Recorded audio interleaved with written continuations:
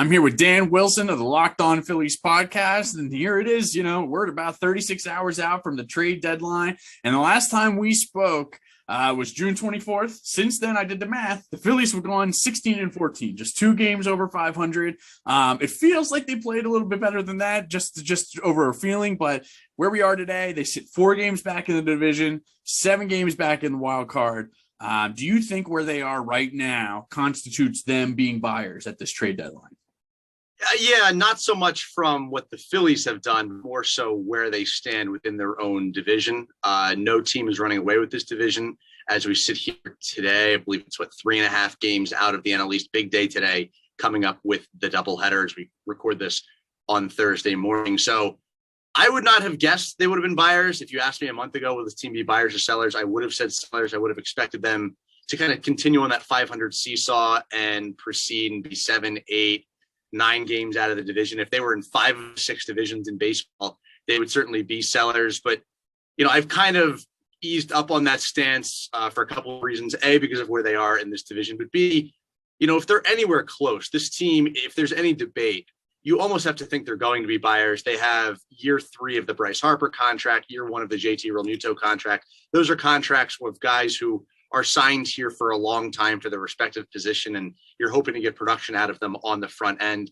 In addition to that, they went out and got a president of baseball operations in Dave Dombrowski, who is known for going. He is not known as the rebuilding guy. So, a month ago, I would have said, hey, if someone wants to go buy the remainder of Andrew McCutcheon's contract, and he's, by the way, played, really, really well since about May 1st.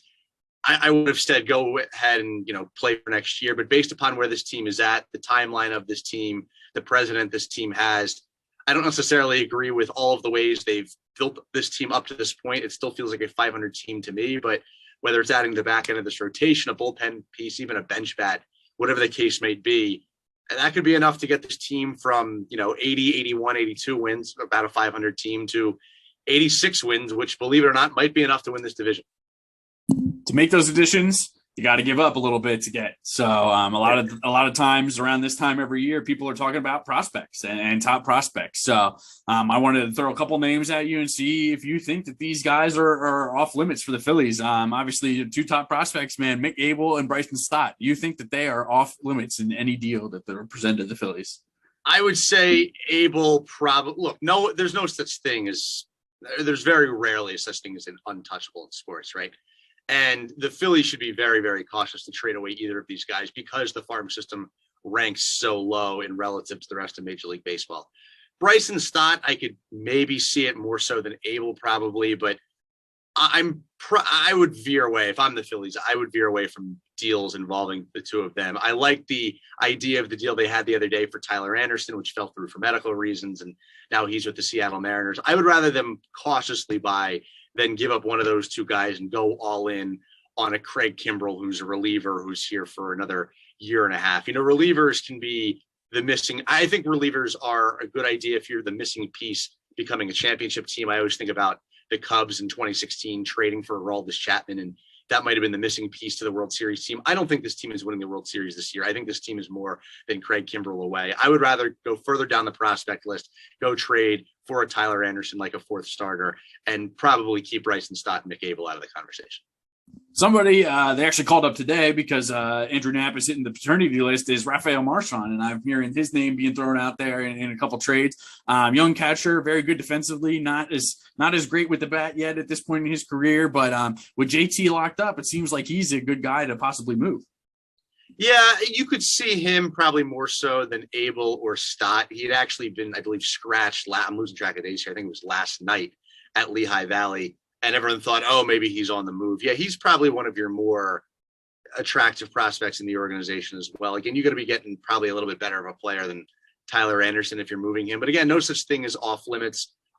It's easy for me to say I would prefer Marchand to not move on just because JT Realmuto, you're right, he signed here. But, catchers, especially on the wrong side of 30, don't last all that long. Andrew Knapp has not had a good season. So for all intents and purposes, Rafael Marchand might be the catcher for the Phillies after JT Realmuto. So you're in a situation where maybe you could trade him, but probably, again, not for a reliever just to take you to the end of the year. I would rather than more cautiously buy.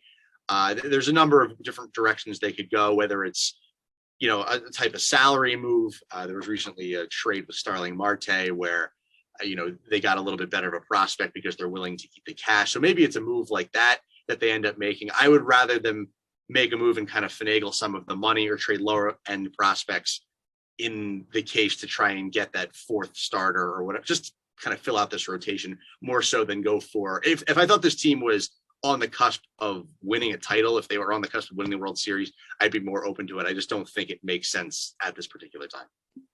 As we both know, the Phillies are a team with quite a few holes. What would you say is this team's biggest need to add at this trade deadline? Starting pitching for sure. Look, the bullpen hasn't been great. It's been better than last season. I think it's actually been better in a number of cases than people give it credit for. I think it's easy to say, well, this team blew this game because the bullpen wasn't good enough. Well, not to bail the bullpen out or bail manager Joe Girardi out, who I've actually been quite critical of this year, a number of those games have been because he's out of pitching because the starter can't go deep into the game.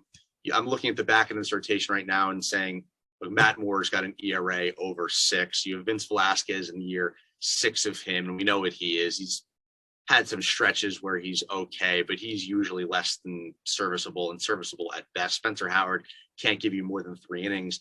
And even Aaron Nola and Zach Eflin have both pitched like 3 starters. And that's probably a bigger key than anything. If they're going to make a run at this NL East, more so than any one they add at this trade deadline, they need Aaron Nola to reflect more what we've seen in years past of him than what we've seen currently. That's not to say he hasn't had stellar starts. He's coming off one right now. He had a complete game earlier in the season.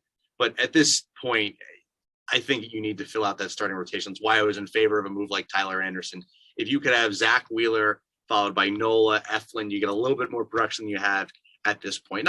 Nothing out of the ordinary, but just pitching, say, below a 4 ERA. And then someone like a Tyler Anderson pitches to that 4 ERA. You get more innings.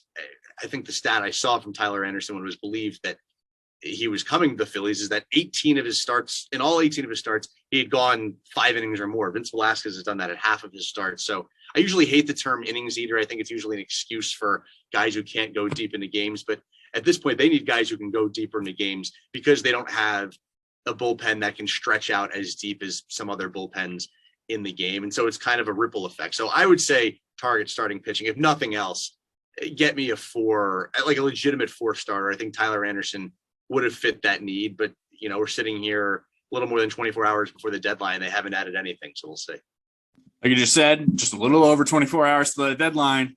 What do you think they do? And do you have any guesses on who they may target? Yeah, John Gray is a name that's been thrown around a lot, pitcher from the Rockies. There's some other starters who are kind of always in the mix.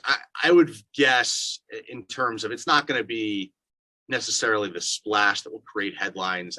The Chris Bryant and the Craig Kimbrell talk was fun for a little bit there. I think they probably go away from that. John Gray, again, might be the most recognizable name they target here. I would hope they target a starting pitcher. That deal the other day that fell through makes me think that they're kind of thinking along the same lines that I am, that their biggest need is to get a starting pitcher. It's actually been kind of funny listening to Joe Girardi's press conferences. He's asked the other day, do you think you need more starting pitching? And he kind of chuckles and very nicely says, well, you can always use more pitching. You can tell, like, he knows it.